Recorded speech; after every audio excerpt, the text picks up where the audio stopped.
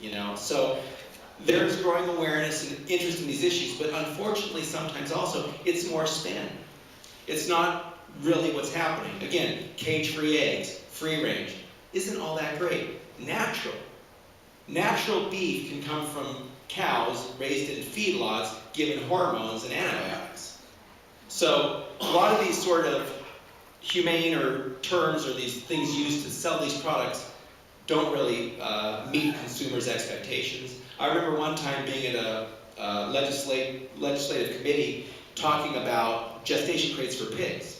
And there's actually a pig farmer there who says we have a lot, just what you said, about how we have all these things and producers care. And the pigs like gestation crates. She actually said they like them. And I was kind of dumbfounded by it, really didn't know what to say. Because she actually believed the pigs like those crates. And I don't understand how she really believed that, but she did. And she probably believed that that was good for them and they liked it. And I don't understand that. But that is, people in a certain world believe things that those around them believe. We're very much social animals, and when everybody is doing the same thing, it tends to be justified as appropriate, even if it isn't. And I think that's what happened on farms today. A lot of the practices, the pictures I showed here, have become normal. And a lot of farmers will defend them as humane and appropriate, and will even say, the animals like this. And they believe it. But I think, again, you need to step back and look at it and ask yourself, is that okay? And not only say, how does that look to the public and how can we sell that to the public? Because that's sometimes the industry perspective. It has to be legitimate. It has to say, is that okay? Temple Grandin, who has done a lot to prevent some of the most problematic industry practices, said that living in those crates is like living in the middle seat of an airplane for your whole life. Is that okay? Most people would say no. But again, the standard operating procedures and all those industry guidelines you described say that's okay. At the sanctuary, you bury the animals or they pass away? Yes, at the sanctuary we bury the animals, or we sometimes have them cremated. Just two short questions. What is the animal capacity, I guess, of farm sanctuary? How many do you have of each species? What is the animal capacity? We have over 1,000 animals between our two farms. A lot of those are chickens and turkeys because they're smaller, but we have probably about 200 sheep, about maybe 60 cows, maybe 50 pigs. So that's a rough, but about 1,000 animals between the two farms. And can you give just an idea of what maybe the average lifespan of an animal at farm sanctuary would be, as opposed to even the maximum in industry? Yeah, we have cows at farm sanctuary that are around 20 years old. We have pigs that are up around 10 years old. We had a turkey live to be over 10 years old. That's high for a turkey. Mostly they live about 5 or 6 years. But on a factory farm, a turkey will be killed at like 20 weeks old. And a chicken will be killed at like 6 or 7 weeks old. So at farm sanctuary they live longer. The meat-type chickens that come to farm sanctuary, though, because they are so big and because their hearts and lungs have a hard time supporting their huge bodies, will only live a couple of years usually.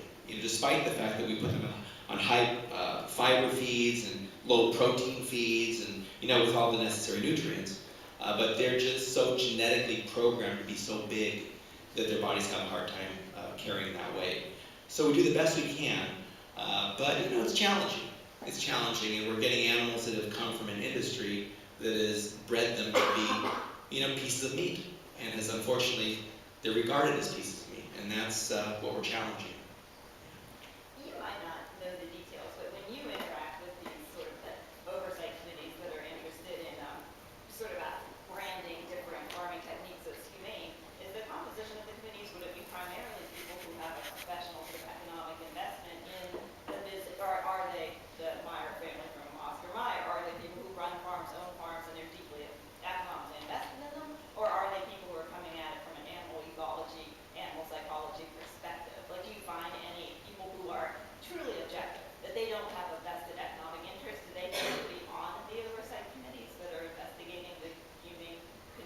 Yeah, no, that's a very good point. You know, these agriculture committees that pass legislation regarding farm animals are usually made up of agricultural friendly lawmakers. So those laws tend to be very skewed towards agribusinesses mindset. And a lot of the guidelines that are put together by the beef industry or so on are put together by people in production agriculture with an interest and a perspective in production agriculture. Recently in California, though, we were working on an initiative to ban veal crates, gestation crates, and battery cages. And it passed by more than a 2-to-1 margin, which I think clearly demonstrates that most people think it's wrong to put animals in such small enclosures. But after that passed, the Senate Agriculture Committee in California was renamed to the Senate Food and Agriculture Committee. Now, this is the first time that any such movement happened in a state legislature. And what it was a recognition that other interests besides production agriculture need to be part of the process. And this is the kind of battle that's currently going on. Agribusiness has control. You know, federal agriculture committees, state agricultural committees, that's why farm animals are excluded from the Federal Animal Welfare Act, that's why farm animals are excluded from most state anti-cruelty laws. We're starting now to see some changes as people learn more and are appalled by the abuses, but that has historically been a real problem. I was just wondering, do you see a change in the number of people becoming vegetarians? I know it's a pretty small amount, but it's growing. Are people becoming more vegan, more vegetarian? I mean, just anecdotally, I would say change is happening in a big way.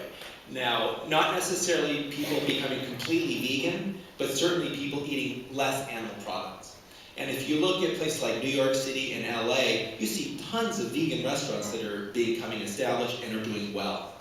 So I think that you have high profile, you have John Mackey, the CEO of Whole Foods, is out there as a vegan.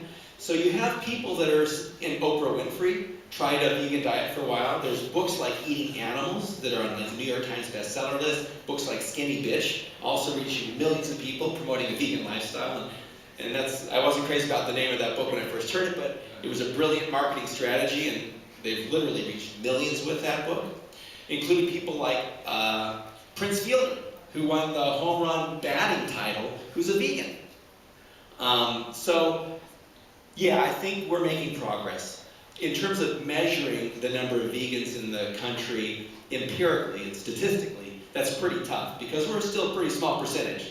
Maybe 3 to 4% of the population is vegetarian, and maybe, you know, half of that or even less is vegan.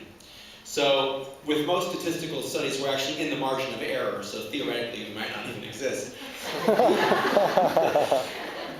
we're a small number still, but a very dedicated and growing number. How's Farm Sanctuary funded? Farm Sanctuary is funded by individual donations. We have 200,000 members and supporters around the country. And we started out selling veggie hot dogs, you know, so we've grown, which is a good thing.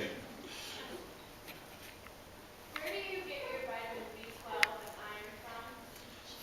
Red meat is the best supply of readily absorbable iron. So where does your iron come from? I don't know, but I'm getting enough, man. I've been a vegan since 1985. In terms of the B12, and I just eat a variety of foods, you know, and I think raisins might be good in iron, but honestly I'm not a nutritionist, so I can't really say for sure. But in terms of B12, that's the one nutrient that I've been told that vegans need to really be careful about. And B12 is made from microorganisms. It's basically contamination, and that's why it's very available in animal products. And back when we didn't sterilize our food and irradiate our food and process it the way we do, you know, say you get a carrot out of the ground, there'd be dirt on it, there would be there'd be microorganisms there that can create vitamin B12, and you eat it, you get it. So today, because we have a more sterile food system, B12 is less readily available in that way. So I sometimes take B12 supplements, and I also eat fortified foods like soy milk and you know, other processed foods are fortified routinely. But I try as much as possible to get whole foods and to get foods as close to the source as I can, because I believe really that that is the best way to get good nutrition that we're best suited to eat. Yeah. I was